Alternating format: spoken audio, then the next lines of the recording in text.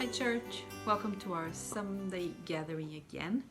It's really nice to see you here today, and I hope you've had a chance to enjoy a little bit the summer weather we've been having and just thank God for this nice summer days, opportunity to be out a little bit and just shake the winter off of us. It was Swedish midsummer yesterday, so happy midsummer. I hope you guys had a chance to do some traditional midsummer things, like maybe eat salmon or have a grill or be out at a park, and do some other things that are not traditional midsummer things but that should be traditional midsummer things, like thanking God for these very long and light days we've been having, enjoying a Swedish summer evening, and just thanking God for this wonderful nature we've been having around us. I've had the opportunity just this week to cycle a few days to work, and it's just wonderful to see how everything around us is exploding with life. And for me, this is a great reminder that our life has different seasons and that God is already preparing us for the next season, even during the periods where we don't see it happening. I think I talked about that a few weeks ago, but just this time of the year really brings that out for me a lot. And for me, it's a way to recharge ahead of the darker months that we're going to have towards the end of the year. So I think anyone who's been in Sweden through a winter can understand a little bit that feeling. So I hope you get the chance to just really take in this explosive Swedish nature that we have in its own special way, and really thank and praise God for it. Speaking of praising God, so today Steve will be leading us in worship, and then Phil is going to talk about serving. So I'm really looking forward to that. And so without much further ado, I'll just hand it over to Steve, and I'll see you guys soon. Bye bye.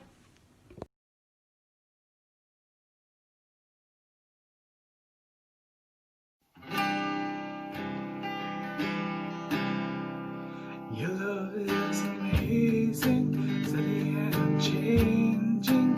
Your love is a mountain from beneath my feet. Your love is a mystery, how you gently lift me when I am surrounded. Your love carries me. Hallelujah, hallelujah, hallelujah. Hallelujah, hallelujah, hallelujah. Your love makes me sing. Your love is surprising. I can feel it rising.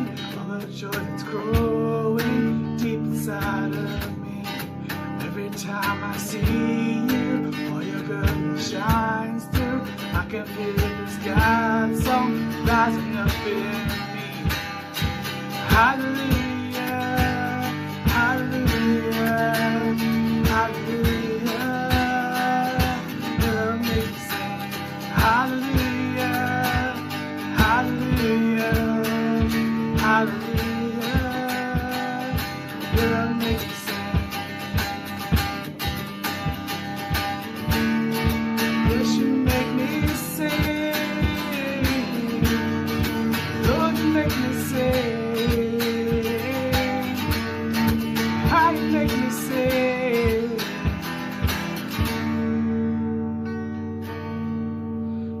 Hallelujah, hallelujah, hallelujah. Your love makes me sing. Hallelujah, hallelujah, hallelujah. Your love makes me sing. Hallelujah, hallelujah, hallelujah. Your love makes me sing. Hallelujah, hallelujah, hallelujah. Your love makes me sing. Oh, your love makes me sing.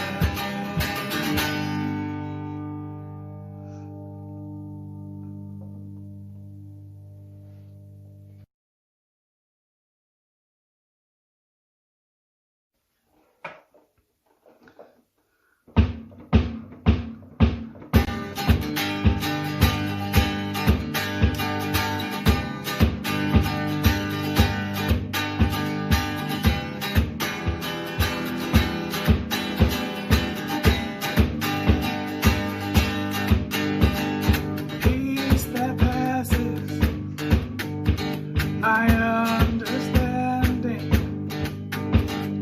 love that conquers my fear and regret, joy unending, eternal pleasure in your presence, my risen King. I will seek first your kingdom. I will seek first your righteousness.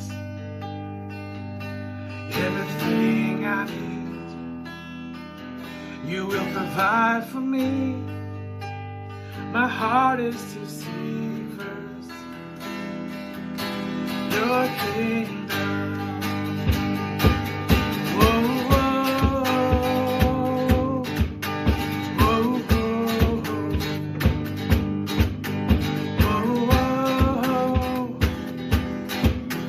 whoa, whoa.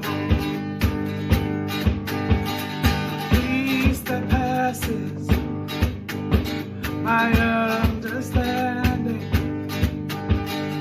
love that conquers my fear and regret,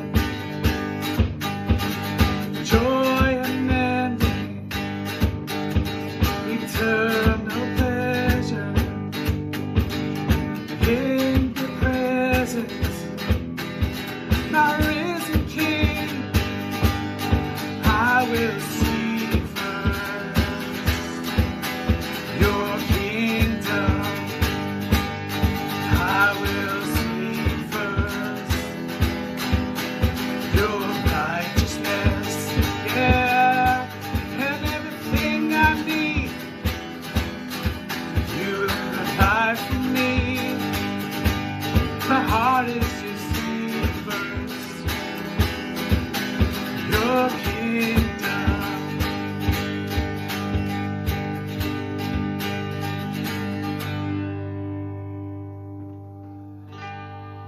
You're all I really want. You're all I really need. Father, every breath I got, you've given it to me. Yes, you're all I really want. Yeah, you're all I really need. Father, every breath I've got, you've given it to me. Oh yeah, you're all I really want. Yeah, you're all I really need. Yes, you are. Father, every breath I've got, you've given it to me. Whoa, whoa, whoa. Sing it. Whoa, whoa, whoa. Lift your heart. Whoa, whoa.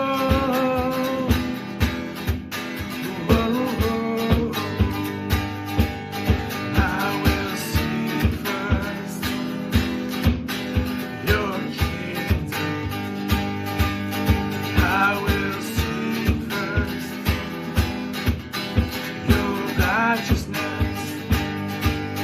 And everything I need, you will provide for me. My heart is to seek first your kingdom.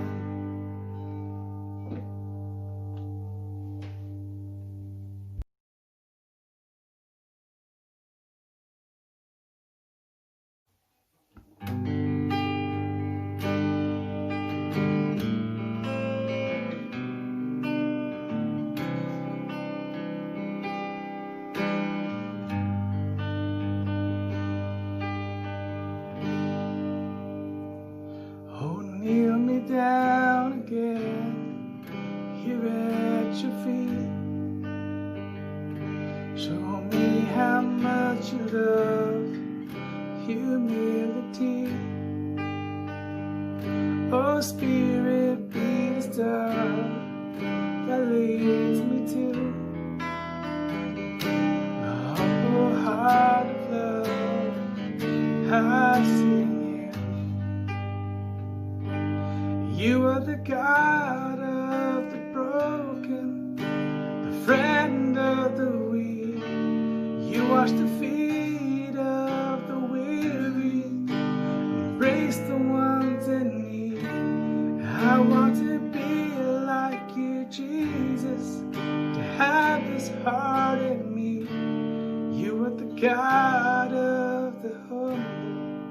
You are the whole King.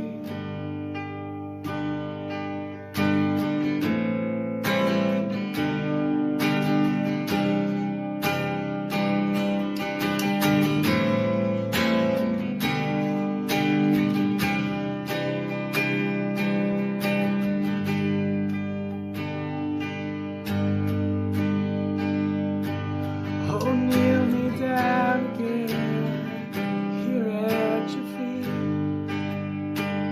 Show me how much you love humanity. Oh, Spirit, be the star that leads me to the humble heart of love. I see you. God of the broken, friend of the weak. You wash the feet of the weary, embrace the ones in need. I want to be like you, Jesus, to have this heart in me. You are the God of the humble. You are the humble King. God of the broken, friend of the weak. You wash the feet of the weary, embrace the ones in need. I want to be like you, Jesus, to have this heart in me. You are the God of the humble. You are the humble King.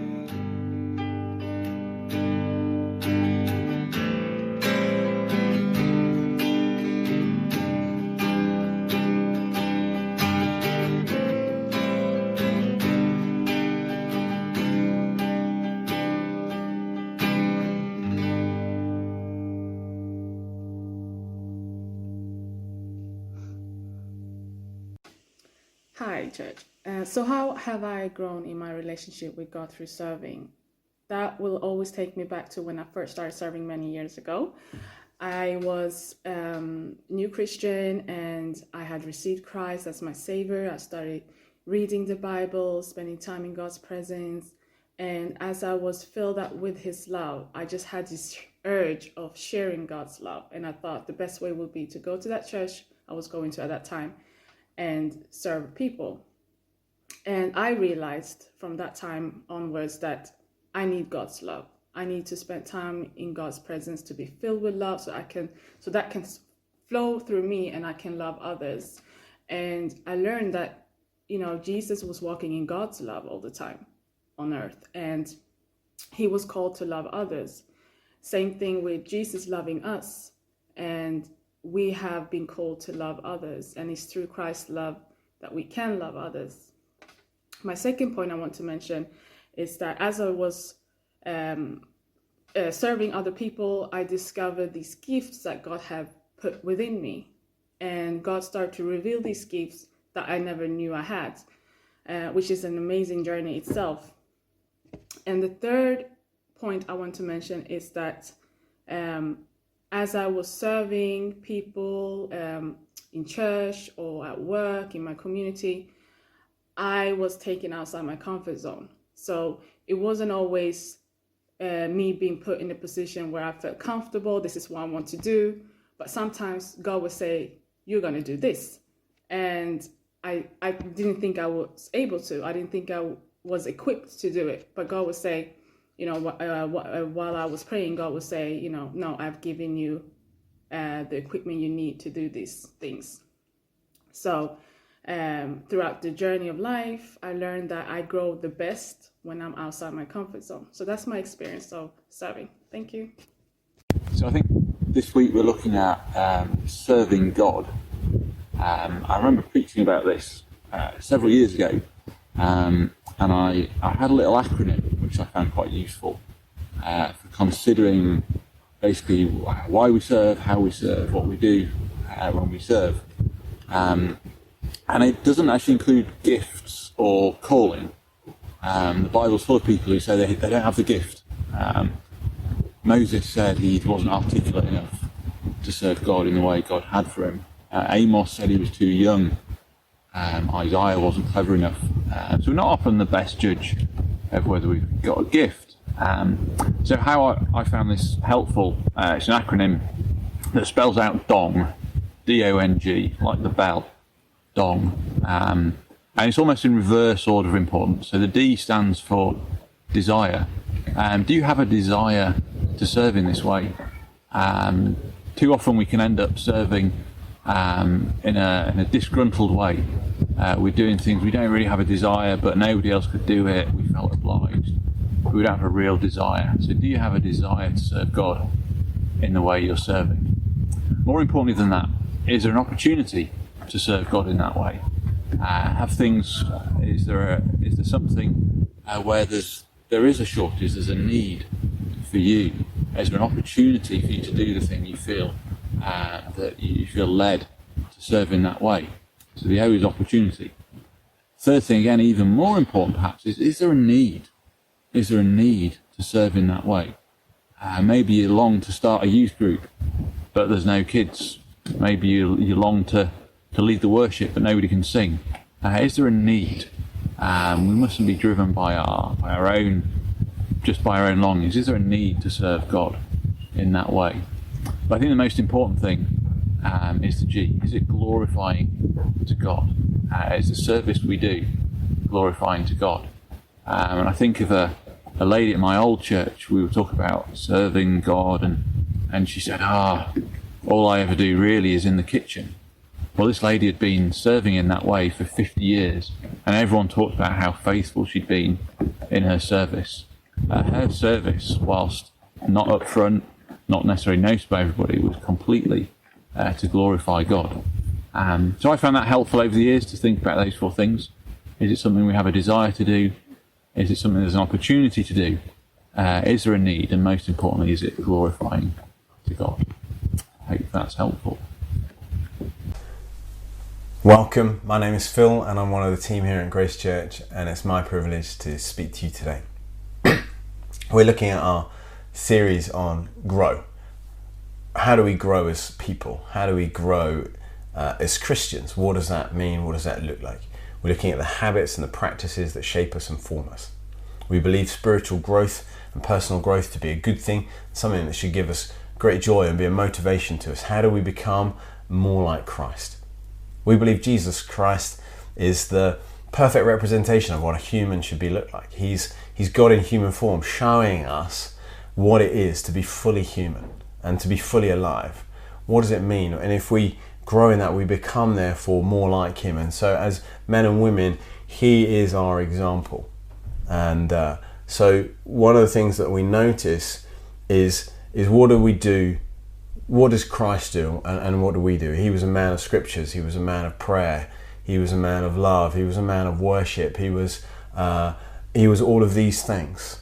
And so we follow his example, knowing that if we do these things, this produces good character in us and brings blessing to us. And we, through being shaped in our character and our actions, bring blessing to others. And therefore that's something that we should aspire to in our lives. And today we're looking at service. How do I serve? What does service look like? And so the very first point is we serve because that's what Christ did. That's who Christ was. He was a servant. The Son of Man, Jesus said, came not to be served, but to serve and give his life as a ransom for many. The Son of God, Jesus Christ, did not consider equality with God something to be grasped, but humbled himself in the likeness of a servant, and was obedient even to death on a cross, Paul says. He humbled himself and became a servant. He could have become the king of the world, but instead he was the servant to all. And that's really interesting, that Jesus Christ, in one sense, elevates the position of servant. He says, quoting Isaiah, your servant, I am a servant of the Lord, talking about himself. Jesus talked about service. He told his disciples to serve. He said, you'll notice how the world leads. They lord it over one another, but you shouldn't be like that. You should be a servant. If anyone who would take up his cross and follow him, he must give up his life. The first will become last, and the last will be first. The one who humbles himself will be exalted.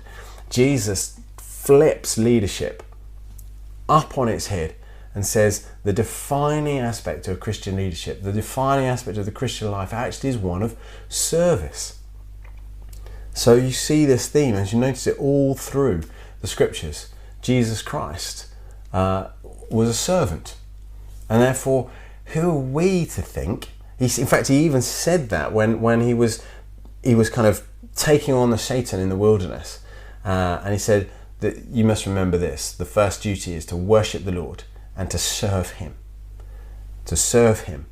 So service and worship, Jesus said, this is what we owe to God, and this is the way. And so I think actually servant leadership is something that is a fundamentally Christian perspective on how we should be as leaders. And I think it's one of the contributions that Christianity makes, is this notion of a servant leader. Servants had perhaps more honour and responsibility than we might perhaps imagine. But it was always with the idea that someone who is lesser is serving someone who's greater. And sometimes we can struggle with that idea of someone else being greater. We think we're all equal and we all have equal value, and that's true, but we're not always equally gifted. We're not always equally gifted. And we can say we're of equal value, but I can see someone and go, you know what? He's better at that than I am, and I'd love to serve him. I'd love to be a part of what he's doing or she's doing. You see it in sports, the super gifted one, and we're like, what's our job? Our job's to get him the ball. I've been watching a film about Michael Jordan, one of the greatest basketball player ever, and the team was basically shaped around this one unique talent, and it was, what's our job? Our job is to get him the ball. Our job is to give him the opportunity. And then he began to realise that actually as a team they would win championship after championship after championship if he was also a servant and serving others and bringing out their gifts and talents. So it ended up being this phenomenal success. They served him because he was uniquely talented, but he began to serve others and their talents got lifted, and so it succeeded as a team. We serve God and we serve others. We think of others more highly than ourselves. So we serve. We serve because Christ was a servant. We serve because God is greater. And so to give him our service is a privilege and a joy. But service should be motivated not by duty, but by love. Service is motivated by love. What does loving God with our heart and our mind and our soul look like? What does loving our neighbour look like? It looks like service. Paul makes this point in Galatians 5:13. He says, don't use your freedom to just serve yourself. Use your freedom to love others, to serve others, because serving others is love. We summed up, the whole of the law is summed up in love your neighbour as yourself, and so therefore you should serve others. This is our way of loving someone, is by serving them. What might service, a little definition of what I think service is, it's using your gifts, talents, time and resources to advance their cause for their gain, and his glory. So it's not about serving myself, it's about someone else. It's about them. What can I do to help you? How can I help you grow? How can I help you advance? We sometimes see this in parents. There are two contrasting examples. You might find the parent who essentially is wanting to fulfill their ambitions for fame or for glory through their child, and so they push and they drive their child to ever harder and greater sort of success, and push and drive, because actually it's about me and it's not about you. and that can cause resentment. But there's sometimes you see parents who basically they give up their life to serve the talents of their child or the needs of their child. I've seen it both ends. Someone who, basically lays down their career and their things because they believe their child has unique gifts and talents. Sometimes it's because they don't have unique gifts and talents. Actually, they have special needs, and so they give up they become full-time carers and helpers, essentially servants of their child. And it's a massive sacrifice, and you see massive love in those cases. The love that those parents have poured out into their child day after day after day to help them for the rest of their lives. It's incredible. And that is an example, one of the great examples of service. John the Baptist puts it like this. He says he must increase, talking about Jesus, and I must decrease. I want their gain, okay, their glory. I want their name to be known. And I'm happy to take a back seat. I'm happy for that. I don't want to take their limelight. I don't want them to be in my shadow. I'm in their shadow. We're recognizing this. And so therefore I'm going to give all that I am for them to help their cause. So we put all our resources at their disposal because when we talk about God, all that we have, all our gifts and our talents come from him anyway. So they belong to him, as we do. Tim Keller said, the goal isn't really to think less of ourselves, but to think of ourselves less.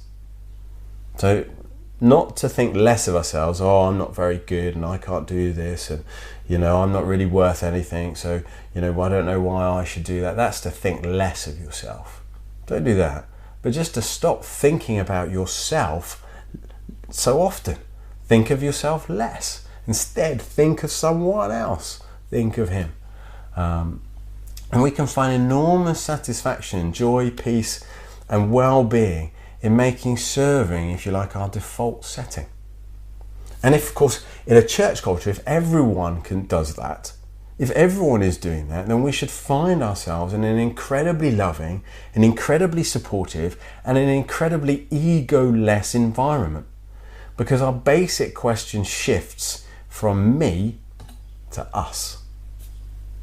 We're all about serving others, and they're all about serving others, and we're all being served, and we're all being loved. And so there is, if you like, a sort of good trickle-down effect of service. We serve God and we serve others in the church, and then we are served and helped and encouraged as we help and serve and encourage.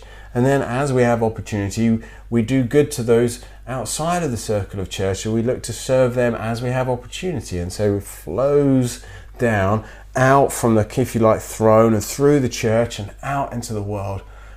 And that's how we demonstrate that. And so, we've said it before, how will the whole world know that you are my disciples? By the way that you love one another. Well, what does love look like? Love looks like service. And so we have to stop and take moments to think, what can I do to serve others? How can I use my gifts and abilities to serve? Who needs my help? How can I help? What can I do? And making the offers. Now, they might not take you up on it, and that's fine. That's okay. It's all right. I'm happy to help. As a result, we're freed from needing to find our value and identity in being needed. I don't need to be needed. We love because God first loved us. I am loved. I have value. That's been established. I'm secure. And I'm not crushed if someone doesn't need my service or isn't appreciated as I would like and doesn't esteem me or value me, because actually I get all that from Jesus Christ. So here are a few things just to finish. Pointers. What are you good at? And what gives you joy? And therefore, how can you include others in the things that bring life to you? As you serve others, as you use the things that you're good at and the things that bring you joy for the benefit of others, what brings you joy will bring joy to others. What you've been good at will bless others. What are the gifts and the talents? And sometimes we do things because they need to be done. But what are the, we can look around and go, what needs doing? That's one way of working out. What needs doing? Who needs help? Okay, I'll help you. That needs tidying up. I'll do that. that needs looking after, I'll do that. I'm happy to serve. I'm happy to do whatever. But the place where things really start to kind of take off to another level is not where everyone's just kind of doing stuff, but people start to do stuff that brings life to them, and they're doing it in the service of others. And as it brings life to them, it brings life to others as well. We begin to put our talents at other people's disposal. We see their artwork on our walls. We hear their music on our coming through our speakers. We find their encouragement filtering into our house. We find their food on our table. We find their time being given to us. We hear their words kind of resonating in our hearts. We hear gifts and gifts, gift in lots of different ways. And that starts to bring life and demonstrate something beautiful in the world. So I want to encourage you to think of yourself as a servant. What are you good at and what gives you joy? Sometimes you need to do what needs to be done. Let's get that done. But how can we include others and use the things that give us life to serve others? Because that's how God's made us to be. Let's serve and let's grow and let's be like Him. Amen.